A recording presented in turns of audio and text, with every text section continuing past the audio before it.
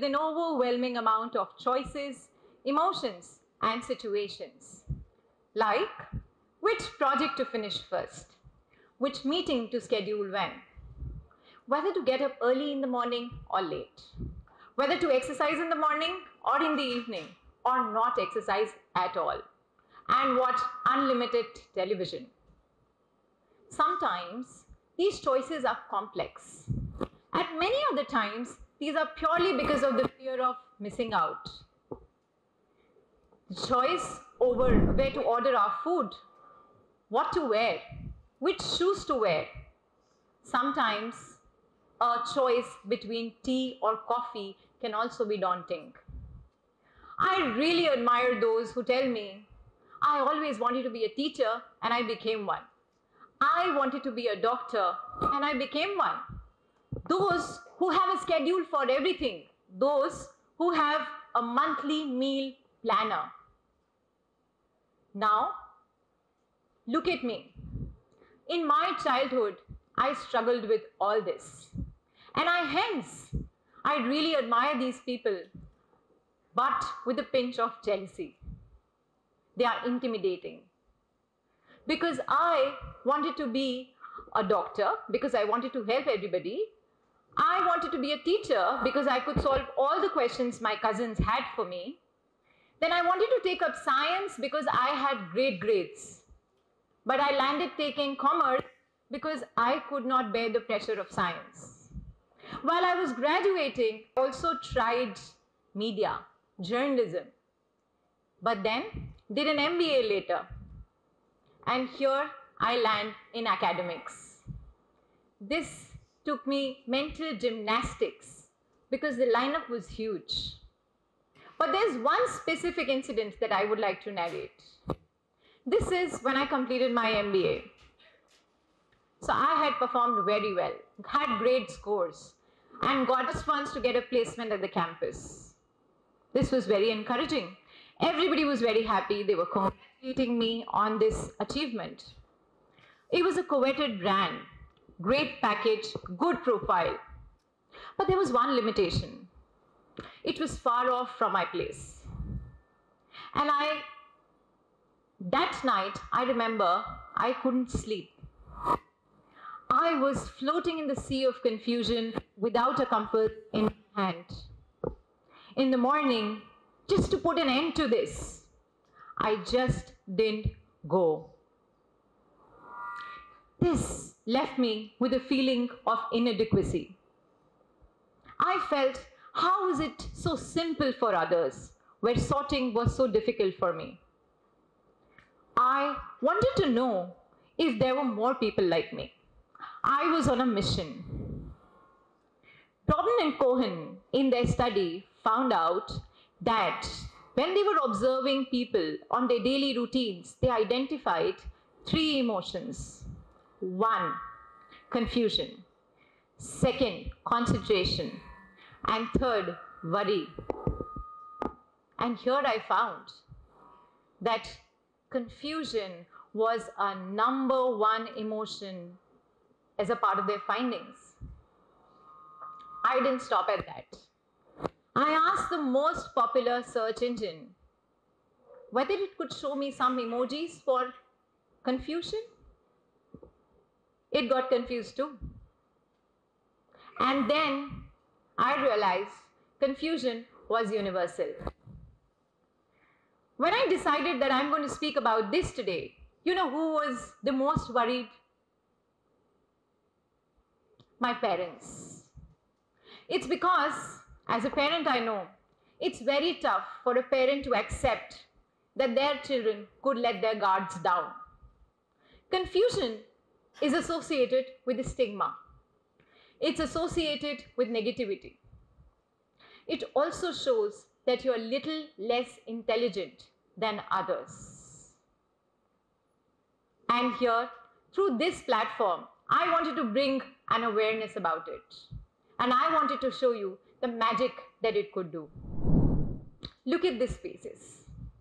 While as toddlers, confusion looked so cute on our faces. We would stop by and say, oh my God, you look so confused. Oh, you look so cute. But as we grew up, this confusion was not expected from grown-ups. Every story that was confusing was rejected. Every movie that was confusing was labeled as not worthy of watching. Every question that was confusing, we decided to skip that question. Confusion was landing us in frustration. And we did not want any frustration. This despite the fact that we know that our lives are constantly in flux. There was bound to be uncertainty. But the discomfort that it was bringing with it, we did not want to accept it.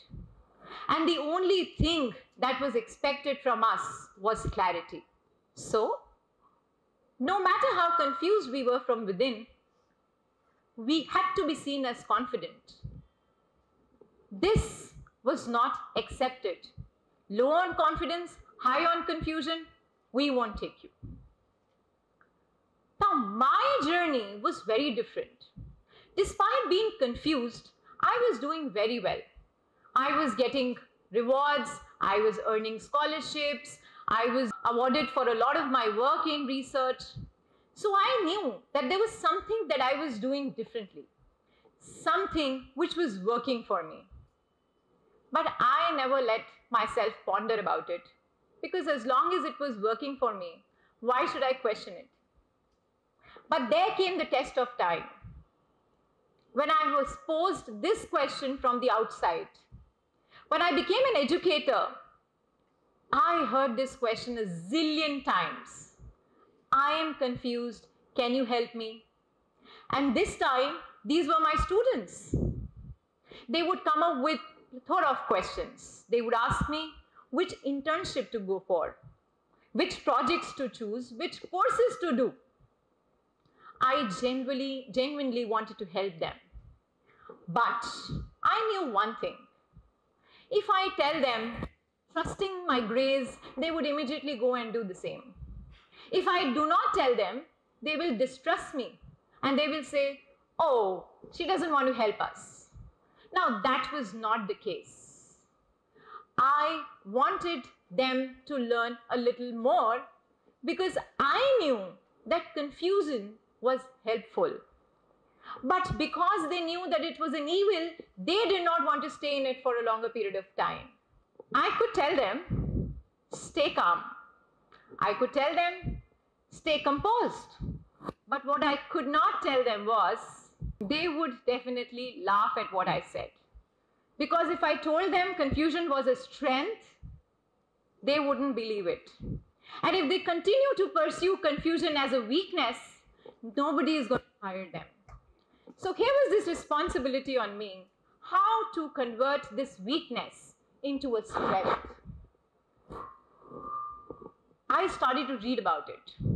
And then I found out that Greek philosopher Socrates knew this all along, that if we were confused, this was for a wisdom, an awakening. Even Plato in his work has mentioned that this is a way of genuine inquiry. In fact, when we are confused, it cues our brain to work more cognition. So when there are difficult situations, we actually think more about them. And those thoughts are actually propelling us for learning. I learned more. I learned that Angela Duckworth, in her book Grit, talks about a unique concept. She says, confusion leads to a sort of discomfort in us and eventually leads to our progress. And voila, this was my moment. I knew this was working for me. Grit was working for me because I was, even in the most discomforting situations, I was constantly working, and I knew that this is eventually going to lead me to my progress. But what was difficult was, how do I convey this to my students? How do I tell them that this is going to work for you? So here, I decided to do an experiment.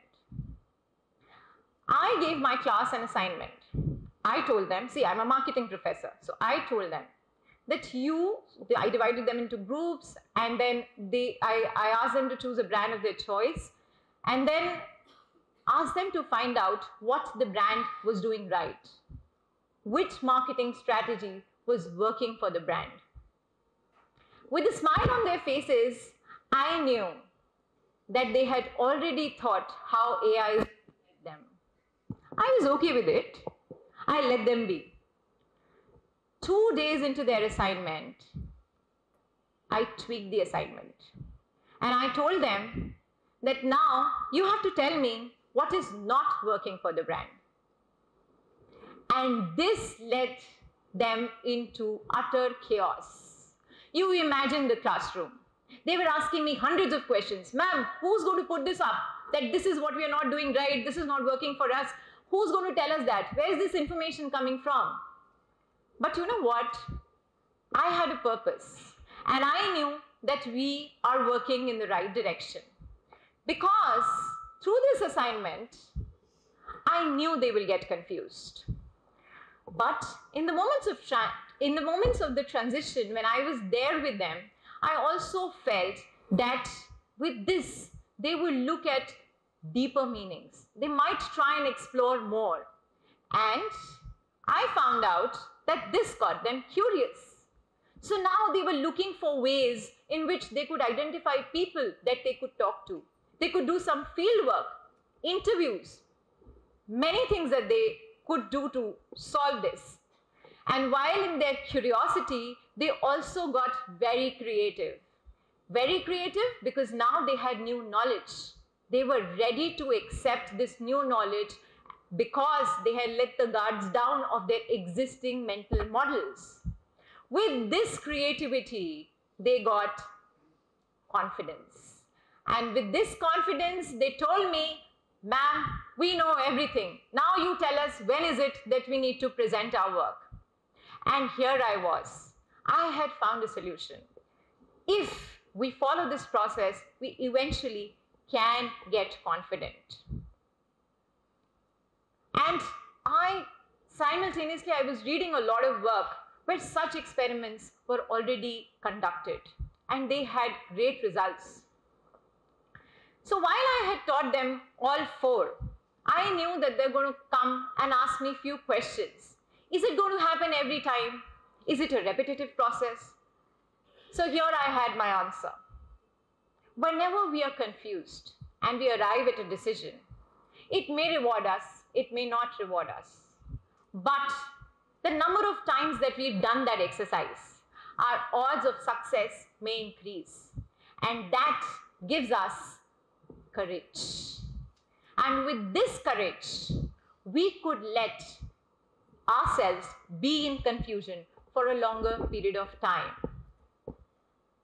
It's not that I'm expecting everybody to say that, okay, on 3rd of March at 3 p.m., I got confused about this, and on 5th of March at this time, the confusion is going to get over.